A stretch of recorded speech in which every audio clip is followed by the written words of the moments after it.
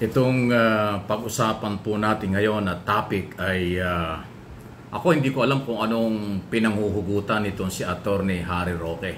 Ayaw ko na sana siyang patulan pero alam mo naman, abogado yan. Dating spokesperson ni President Duterte. Ibig sabihin dapat kagalang-galang. Dapat ang pinanghuhugutan niya at sinasabi niya ay malalim at may kabuluhan.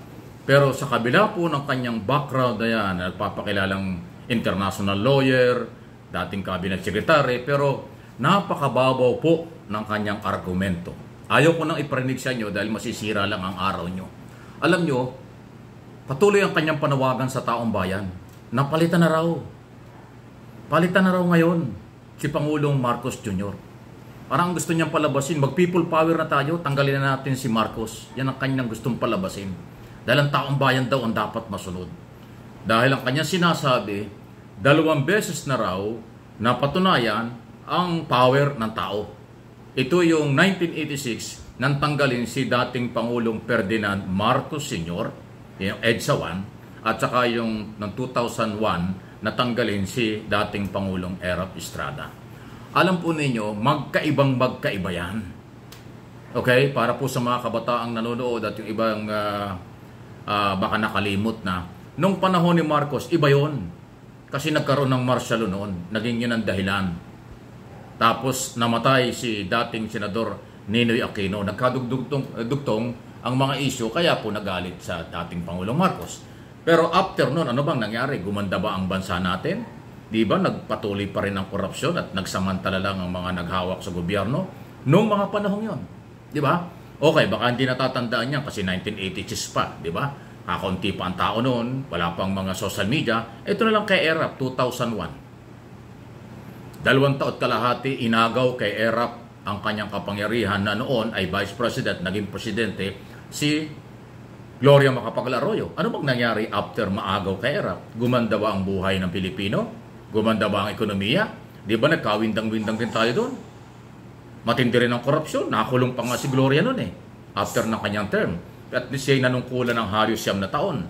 Yung 2 taon kalahati na hindi natapos na ERAP, itunuloy niya. Tapos nahalal pa siya ng 2004, another 6 years. So halos 9 years. O anong nangyari sa bansa? Umunlad ba tayo? Di ba ang dami rin nating utang, ang dami rin problema? So madalit sabi, ang pang-aagaw ng kapangyarihan noon at ngayon, hindi nakakatulong sa bayan. Walang pakinabang ang masang Pilipino at ang mamamayang Pilipino. Ang nakikinabang, mga politiko at mga negosyante lang na nakakakuha ng pabor sa gobyerno. Yun lang yun.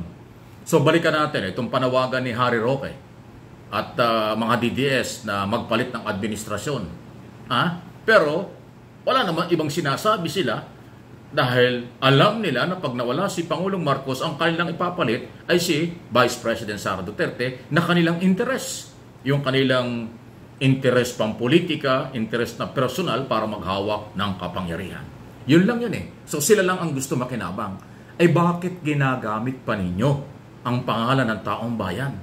Ang taong bayan daw ang masusunod. Nagdesisyon na ang taong bayan ng presidential election ng 2022. Hindi mo ba alam, Roque? Abogado ka pa naman, ang sinasabi mo parang may pagka-rebelyon.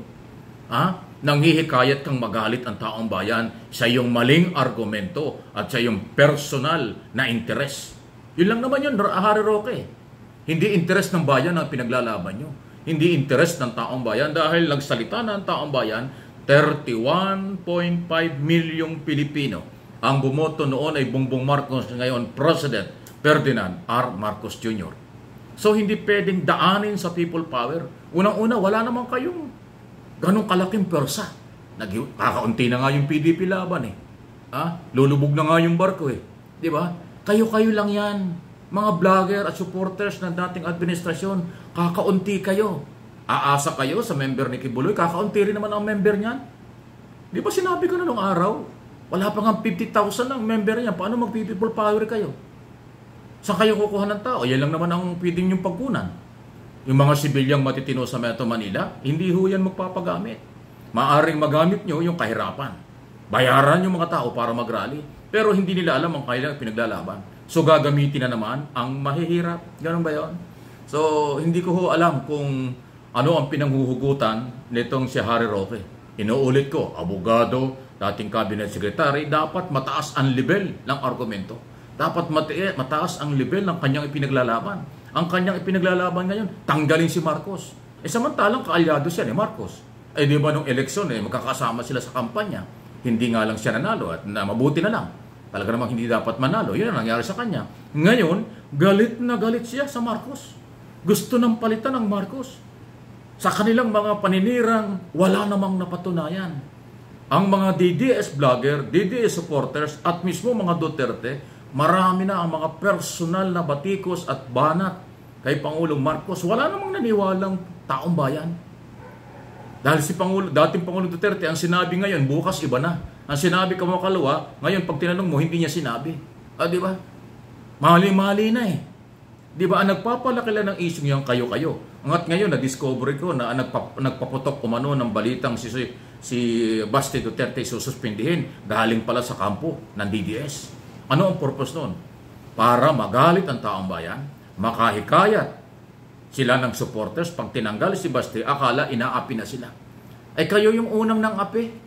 Di ba kayo nagsabing bangag si Presidente? Korap ang gobyernong ito. Kung ano-ano inyong mga pinagsasabi, hindi naman yun napatunayan. At yung mga nag-aakusang bagang Pangulo, bangag ang Pangulong, ganun, sila pala yung bangag. Di ba? Lumalabas kayo ng mga video na si Basti pala dating nagdadrugs. Lumabas din yung report na yung palang si Maharlika ay positive sa drugs, positive sa SIV. Di umano'y pumatay pa ng asawa. Di ba? Kaya pala ang kanyang ginagamit, gorgor, kuting, ahas, salitang kanto.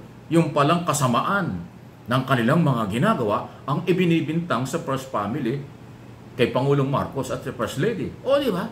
Sinong mahihikayat nyo? Ang nakalimutan ng mga DDS at DDS vlogger, ang mga Pilipino ay matatalino na. Hindi na magpapagamit, hindi na magpapabola. Kahit na maglupasay ka pa, Harry Roque, sa kalye, manawagan ka, ang dadating na tao, kakaunti lang, kayo-kayo lang. Hindi darating ang matitinong Pilipino at ayaw ng mga Pilipinong magulo, hindi dadating yan. Sumusunod at dahil nakikita naman ang maraming mga programa ni Pangulong Marcos na ramdam ng mga farmers, ramdam ng mga ngisda, ramdam ng manggagawa, ramdam ng mga professional na Pilipino, at ramdam ng mga Pilipino ang national security, foreign policy, at policy pang-ekonomiya.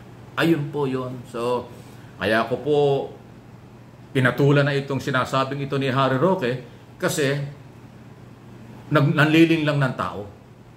Gusto nilang mag-people power, gamitin ang kanilang mga fake news, fake na mga paratang. Kaya ang mga taong sasama sa inyo, alanganin din. Maaring fake ang paniniwala. Maaring magpagamit dahil lang sa salapi. Pero prinsipyo, para sa bayan, walang sasama sa inyo. Ayan, di ba? Any comment, reaction sa bagay na ating pinag-usapan, huwag magpalinlang. Ang talino, ang pinaka-importanting ating gawin at igagabay tayo sa tamang panahon.